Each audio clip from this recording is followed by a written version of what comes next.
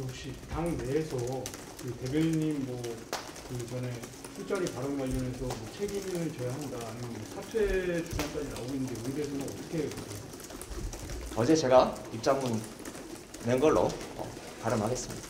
어제 그 한동훈 장관이 국회 찾아서 사과가 아니라 책임을 져야 한다 이렇게 말씀을 하셨는데 거기에 대해서는 좀 답하실 말씀인가요? 제가 어제 입장문 밝힌 걸로 대신하겠습니다. 아니 한동훈 장관 측에서 법적 소송을 하게 되신다면 어떻게 좀 대응하시나요? 같은 이야기를 할 수밖에 없는데 미디어 오늘 특별한 내용 여러분들과 같이 공유할 만한 특별한 내용은 없었고요. 하여튼 오늘 최고위원회에서 여러분들도 같이 들으셨지만 내용을 한 두 가지 말씀을 드리면 첫 번째 원내대표께서 이야기하셨던 그 이상민 사퇴 관련 발언 여러분도 다 들으셨죠? 국회가 직접 나서서 엄중히 물을 수밖에 없다. 윤석열 대통령이 조치를 취하지 않으면 그 말의 그 의미를 여러분들께서 좀 새겨 들어주셨으면 하는 생각이고요. 두 번째로는 이재명 대표께서 직접 그 최고위원회에서 나중에 추가로 이야기를 하셨죠. 검찰 수사 문제에 대해서 창작 능력뿐만 아니라 연기력도 형편이 없다라고 한 이야기를 하셨는데 준비된 발언이 아니었고 끝나면서 그 답답함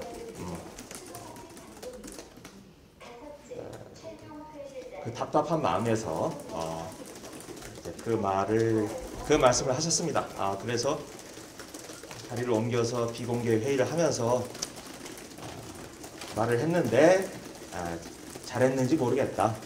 그런 소회도 밝히셨습니다. 네.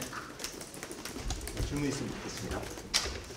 최고위가 지금 좀 길어진 게 그 소회를 밝히는 그 과정이 길은 거예요? 아니면 다른 안건이 있었나요? 당에 여러 가지 현안들이 있으니까요. 그 현안들에 대해서 이것저것 이야기를 했습니다. 다음 주 월요일에 그러면 이상민 장관 해임 건의안을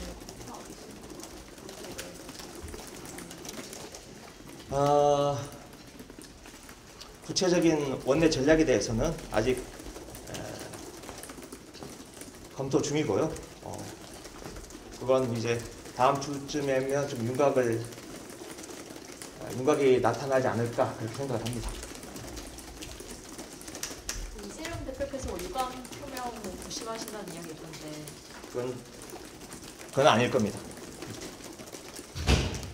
김용이나 정진상 관련해서 이재명 대표께서 직접 이렇게 말씀하시고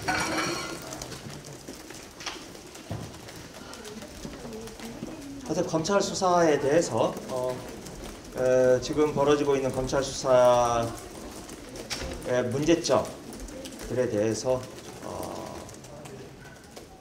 이재명 대표도 말씀을 하시고 최고위원들도 여러 측면에 대해서 이야기를 했습니다. 혹시 당 내에서 그 대변인님 그 전에 술자리 발언 관련해서 책임을 져야 한다 아니면 사퇴 주장까지 나오고 있는데 여기에 대해서는 어떻게 보세요? 어제 제가 입장문 낸 걸로 발언하겠습니다. 따로 그 조치에 대해서는 드리는 네.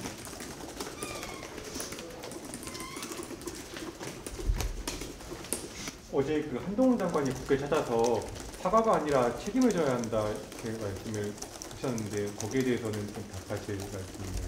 제가 어제 입장문 밝힌 걸로 대신하겠습니다. 아니 한동훈 장관 측에서 법적 소송을 하게 되신다면 어떻게 좀 대응하시나요? 같은 이야기를 할 수밖에 없는데 다른 질문이 없으시면 이걸로 마치겠습니다. 네, 수고하셨습니다.